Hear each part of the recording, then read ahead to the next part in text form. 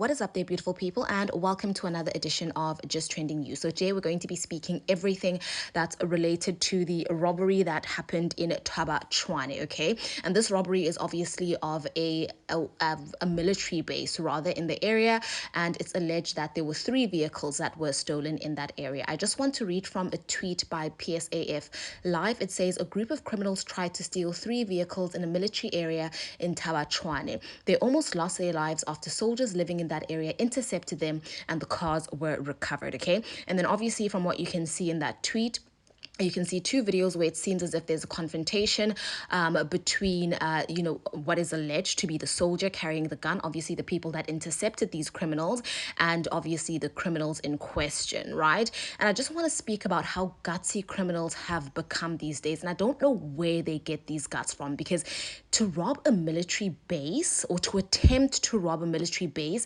and take not 1 or 2, but 3 military vehicles is absolutely insane. Absolutely insane. When they speak about balls of steel, they are speaking about these guys right here. So I just want to read from some of the tweets just to hear what people are saying. So one person says, this was the dumbest crime ever. Even if you have 10 inside men, this was never going to work. And obviously it was never going to work because these are military people who are trained in how to fight, how to intercept, and how to basically keep an entire country safe. So you and your gang of 3 men, from what it looks like in the video, were never going to succeed in robbing a military base, okay? Another person says, almost, why didn't they blow them to bits? No criminal shall be spared. Yazi, South Africa is going through a lot, and it indeed is going through a lot. I think the Minister of, Police needs to try to do something about the increasing crime rate in South Africa, because not only are they robbing us normal, regular folk, but they've started to rob people and places that are deemed as elite. As you guys already know, I did a story, I think about 2 weeks back, where there was an attempt to basically eliminate Deputy President Paul Machatile, and now it seems as if they're even going into military bases to try to rob military bases. So these people are actually getting quite gutsy, okay?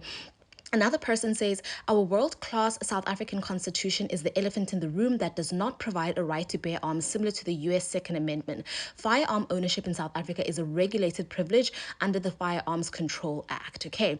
Another person says, imagine if they brought all of this effort at the borders to help the police in cleaning up our CBD. And a lot of people have actually called for the army to be deployed in certain areas that are quite troublesome and unruly in South Africa. Okay. I just want to read one more tweet. This person says, I wish it was KZN. We would have less criminals on the streets and safer community. Now they go to police and NPA will give them bail to continue terrorizing us. Obviously, this person wishes it was KZN, because y'all do know how General Mkhwanazi actually, handles his business there in KwaZulu-Natal. But anyways, ladies and gentlemen, I don't want to ramble on too much about the situation. Please do tell me what you think about this in the comment section. This is an absolutely crazy story, and indeed, as South Africa, we are going through a whole lot. Tell me what you think in the comment section, and I will see you in my next upload. Goodbye, lovelies.